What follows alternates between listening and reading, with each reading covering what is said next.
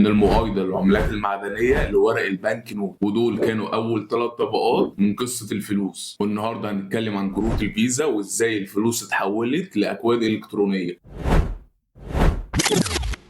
نبدأ بالصلاة على النبي عليه أفضل الصلاة والسلام. ده الفيديو الثالث من قصة الفلوس. الفيديوهين اللي فاتوا بتوع قصة الفلوس اتكلمنا من أول المؤايدة لحد ورق البنك نوت اللي هو الفلوس، واتكلمنا كمان عن إزاي الدولار بقى هو العملة العالمية وإزاي كانت العملات التانية مربوطة بالدولار، واتكلمنا كمان إزاي الدولار كان مربوط بالذهب لحد سنة 1971. والنهاردة بقى هنتكلم عن طبقة جديدة من طبقات الفلوس وهي الكروت البلاستيك والمشهورة بالكريدت كارد. والكروت دي بتحل محل ورق البنك نوت او الفلوس زي ما احنا عارفين. وبكده شكل طبقات الفلوس بيتغير تاني، بس المره دي النقله كانت ضخمه شويه، يعني بالظبط اكنك ماشي بعدد لا نهائي من الفلوس في جيبك. ازاي ظهر اول كارت بلاستيك او المعروف بكروت الفيزا دلوقتي؟ في سنه 1950 في نيويورك راجل اعمال كان قاعد بيتعشى في مطعم. الراجل ده خلص اكله ووقف يستعد علشان يدفع الحساب، وفجاه اكتشف ان نسي محفظته في البيت ومراته لسه في الطريق بالمحفظه. وفي اللحظه دي وهو قاعد مستني جات له فكره هتغير شكل الفلوس في العالم كله. قال لك ليه ما يكونش عندي كارت مخصوص للمطعم علشان يسجلوا عليه الحساب وانا ادفع بعدين. وساعتها كانت مجرد فكره بسيطه لكن في نفس الوقت عبقريه، لدرجه انها عملت طبقه جديده من طبقات الفلوس. وبعدها على طول طلع اول كارت ائتمان في التاريخ، وكان اسمه ساعتها دينيرز كلاب. فكان اي حد معاه الكارت ده يقدر ياكل في المطعم والحساب يتأيد على الكارت، وفي اخر الشهر صاحب الكارت يحاسب المطعم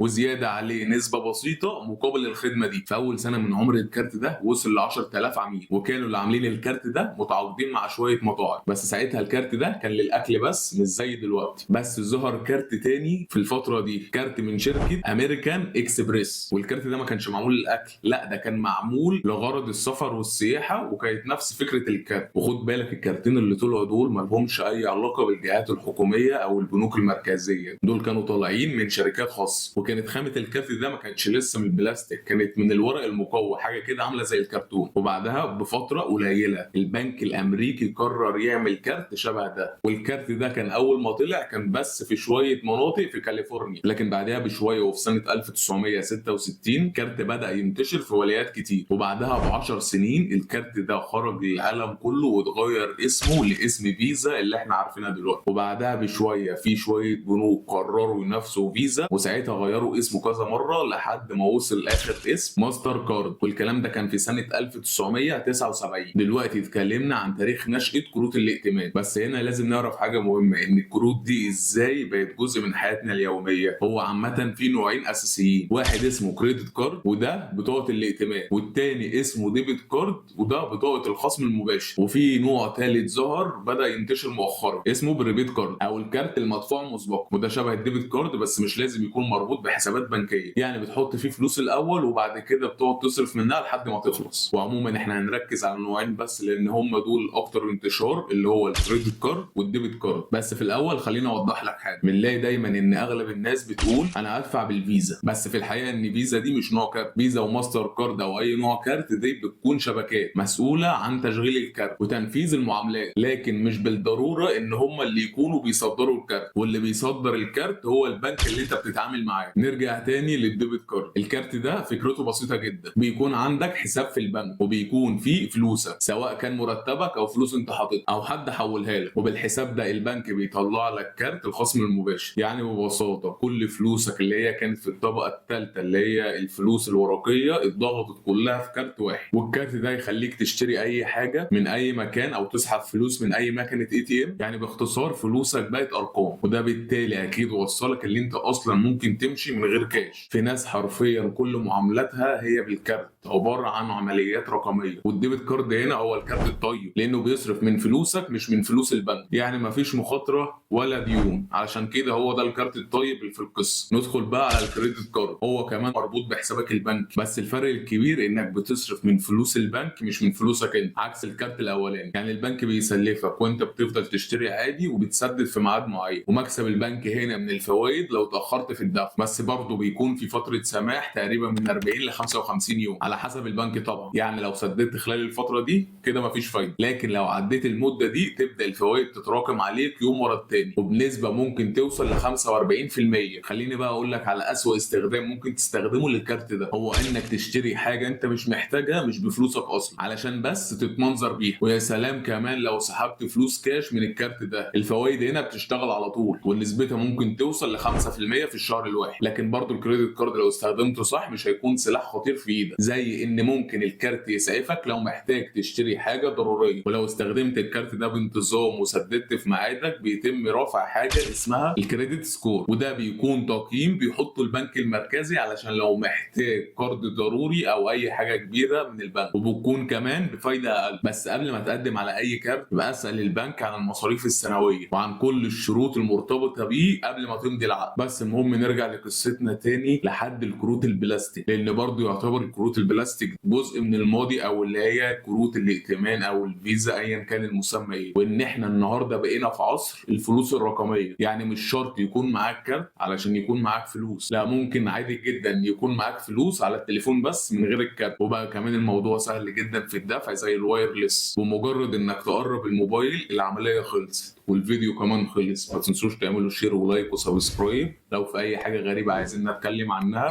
اكتبها لي في التعليقات. اشوفك الفيديو الجاي، سلام.